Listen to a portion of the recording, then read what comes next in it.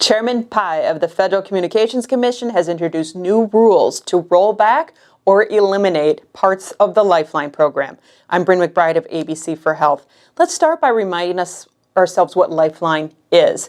It's a subsidy program. It helps low-income individuals and households pay for telecommunications services. It's available to individuals that fall generally under 135% of the federal poverty level or participate in public benefits programs. Now, this is available as a subsidy program, and it started as a way to reduce the cost of a home phone line. It gives you a subsidy to bring down that home phone line cost. Well, in 2005, of course, cell phones were added to the program, and in 2016, some broadband services were added as well. Well, there's been a lot of changes over the years to the Lifeline program. Some have been enhancements, but recently they've been attempts to roll back some of the advantages of Lifeline. We're talking about 12.5 million subscribers. There are tens of millions of people eligible for Lifeline, maybe 3 times that many. But right now we have about 12.5 million people that take advantage of Lifeline, even by a cell phone or a home line phone. Now, here's what happened on November 16th. Chairman Pai of the FCC announced some new rules. The first one, and probably most controversial, was to eliminate enhanced subsidies for residents of tribes in urban areas. If you live on tribal lands in rural areas, then this does not apply to you. But if you live on tribal lands in urban areas, your subsidy will be cut by almost 2/3. Now, other changes: impose an overall budget cap on the Lifeline program. If the program goes over that budget cap, then again, subsidies could be reduced or eliminated entirely. It imposes a maximum subsidy limit, and proposed rules would also restrict Lifeline subsidized services exclusively to telecom providers that own their own network and equipment. So you can almost see some of the lobbying interests at play here. If you're a telecom company and you rent towers or you rent equipment, you don't own it yourself, you will not be able to be a provider in the Lifeline program. So as you can imagine, participants would have to choose from the biggest telecom providers in order to select their Lifeline plan. And this would be the giants like AT&T, Verizon, T-Mobile, and Sprint.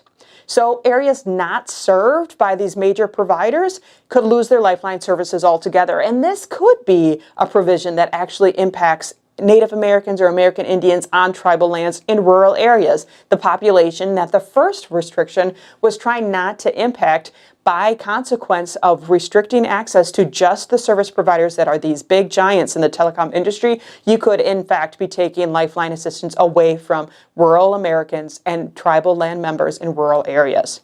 Now, providers would return to the system that was in place before some of the Lifeline changes and enhancements of 2016 were made.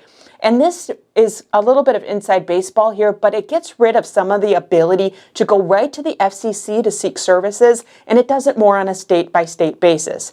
There was motivation to do this, Chairman Pai says, and he's talking not just about this last point of the state-by-state basis, but about the budget caps and the subsidy limits. He said this is an attempt to reduce fraud, or the opportunity for consumers to inflict fraud on the system. Now, that's a questionable point, and even the Government Accountability Office itself points to other areas that could be cleaned up. Instead of going after the subsidies delivered to consumers, they point to failures in oversight of the telecom service providers themselves as area one to target if you're actually going to be looking at reducing fraud and waste in the system, not going after consumers. FCC commissioners did vote 3-2 to scale back the Lifeline program. Some commissioners have been very vocal against these restrictions.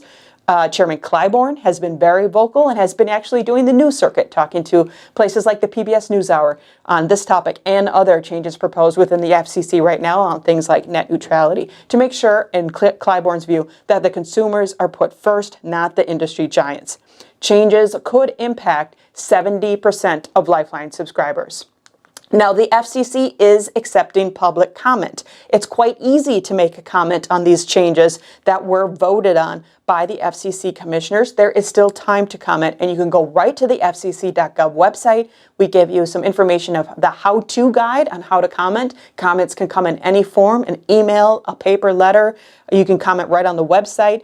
you will be instructed to enter the docket number of what it is you're talking about to make sure that they know you're talking about the Lifeline program. So we give you that docket number on the screen here. That 347792A number is the number you want to reference so they know you're talking about the Lifeline changes themselves. We encourage you to comment. You can also share your comments with us, and you can send us your thoughts and comments at healthwatchwisconsin.org. Thanks for joining us.